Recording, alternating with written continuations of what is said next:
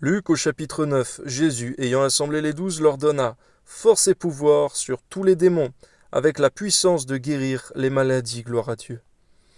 Il les envoya prêcher le royaume de Dieu et guérir les malades. Ne prenez rien pour le voyage, leur dit-il, ni bâton, ni sac, ni pain, ni argent, et n'ayez pas de tunique. Dans quelque maison que vous entriez, restez-y, et c'est là que vous partirez. Et si les gens ne vous reçoivent pas, sortez de cette ville et secouez la poussière de vos pieds, en témoignage contre eux. Ils partirent, ils allèrent de village en village, annonçant la bonne nouvelle et opérant partout des guérisons. Hérode le tétrarque entendit parler de tout ce qui se passait, et il ne savait que penser, car les uns disaient que Jean était ressuscité des morts, d'autres qu'Élie était apparu, et d'autres qu'un des anciens prophètes était ressuscité. Mais Hérode disait, j'ai fait décapiter Jean, qui donc est celui-ci dont j'entends dire de telles choses? Et il cherchait à le voir. Merci Seigneur, parce que les actes, Seigneur mon Dieu, que font ton Esprit Saint, Seigneur mon Dieu, au travers de personnes différentes, se reconnaissent, Seigneur, comme à l'œil. Toi soit la gloire, Seigneur. Amen. Les apôtres, étant de retour, racontèrent à Jésus tout ce qu'ils avaient fait. Et il les prit avec lui. Il se retira à l'écart dans un lieu solitaire, du côté d'une ville appelée Bethsaïda. Les foules l'ayant su, le suivirent. Jésus les accueillit, et il leur parlait du royaume de Dieu. Et il guérit aussi ceux qui avaient besoin d'être guéris. Merci Seigneur Jésus, tu n'as pas rejeté la foule lorsqu'elle venait à toi, Seigneur. Tu les as pris en charge. Amen.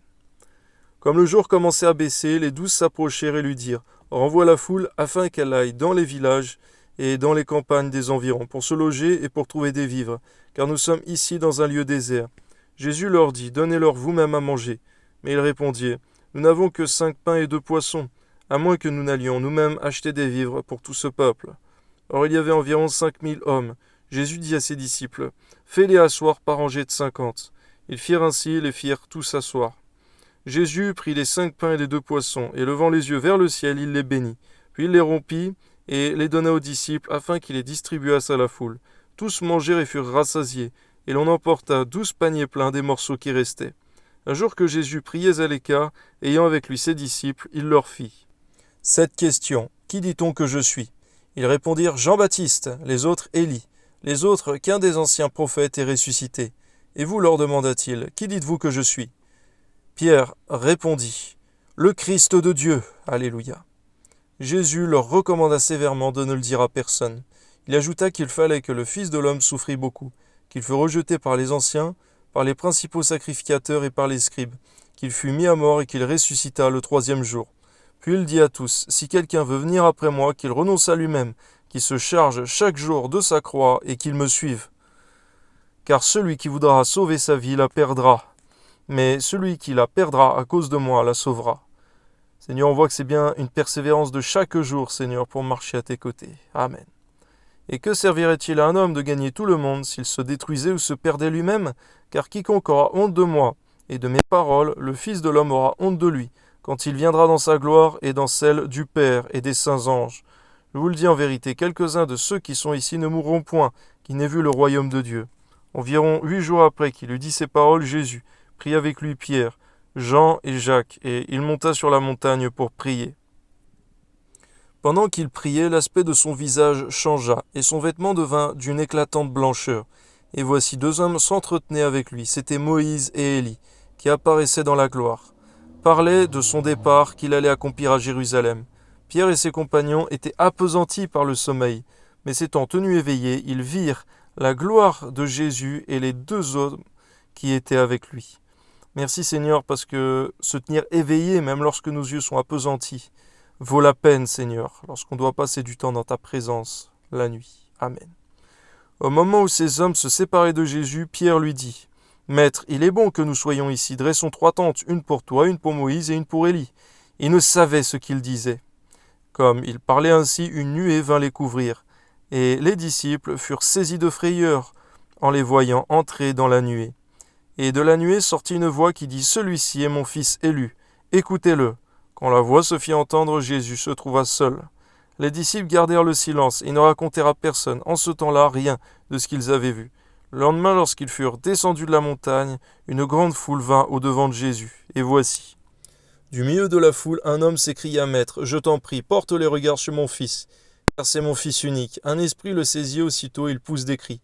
et l'esprit l'agite avec violence, le fait écumer, et a de la peine à se retirer de lui. Après l'avoir tout brisé, j'ai prié tes disciples de le chasser, et ils n'ont pas pu. Race incrédule et perverse, répondit Jésus, jusqu'à quand serai-je avec vous, et vous supporterai-je? Amène ici ton fils. Comme il approchait, le démon le jeta par terre, et il l'agita avec violence. Mais Jésus menaça l'esprit impur, guérit l'enfant et le rendit à son père. Amen. On voit le professionnel spirituellement parlant, Seigneur, dont tu as usé, Seigneur Jésus. Permets-nous aussi, Seigneur, d'agir de même. Amen.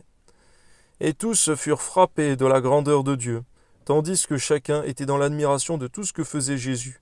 Il dit à ses disciples, « Pour vous, écoutez bien ceci. Le Fils de l'homme doit être livré entre les mains des hommes. » Mais les disciples ne comprenaient pas cette parole. Elle était voilée pour eux, afin qu'ils n'en eussent pas le sens. Et ils craignaient de l'interroger à ce sujet. Or une pensée leur vint dans l'esprit, savoir lequel d'entre eux était le plus grand. Certainement, c'est vrai, Seigneur, ils se demandaient qui allait relayer le maître de nous d'être humbles, Seigneur, de ne pas chercher toujours la première position, et de savoir accepter, Seigneur, la dernière. Amen. Jésus, voyant la pensée de leur cœur, prit un petit enfant, le plaça près de lui et leur dit, « Quiconque reçoit en mon nom ce petit enfant me reçoit moi-même, et quiconque me reçoit celui qui m'a envoyé. Car celui qui est le plus grand parmi vous tous, c'est celui-là qui est grand. » Jean prit la parole et dit, « Maître, nous avons vu un homme qui chasse des démons en ton nom, et nous l'en avons empêché, parce qu'il ne nous suit pas. » « Ne l'en empêchez pas, lui répondit Jésus, car qui n'est pas contre nous est pour nous. » Lorsque le temps où il devait être enlevé du monde approcha, Jésus prit la résolution de se rendre à Jérusalem. Il envoya devant lui des messagers qui se mirent en route et entrèrent dans un bourg des Samaritains pour lui préparer un logement. Mais on ne le reçut pas, parce qu'il se dirigeait sur Jérusalem.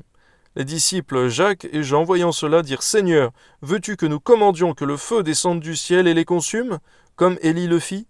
Jésus se tourna vers eux et les réprimanda, disant « Vous ne savez de quel esprit vous êtes animés, car le Fils de l'homme est venu, non pour perdre les âmes des hommes, mais pour les sauver. » Et ils allèrent dans un autre bourg. Merci Seigneur Jésus, parce que tu connaissais ta mission, Seigneur, de sauver des âmes, tandis que le diable aujourd'hui cherche à perdre. Permets-nous par ta grâce de marcher avec toi en cherchant le salut du plus grand nombre. Amen.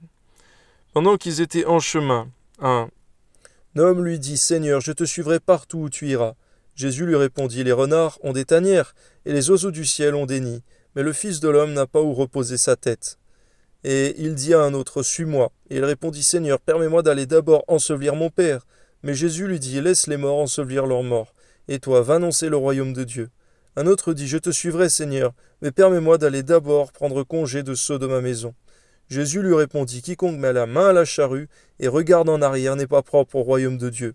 Qu'il n'en soit pas ainsi pour moi-même, mes frères et sœurs. Amen, Seigneur.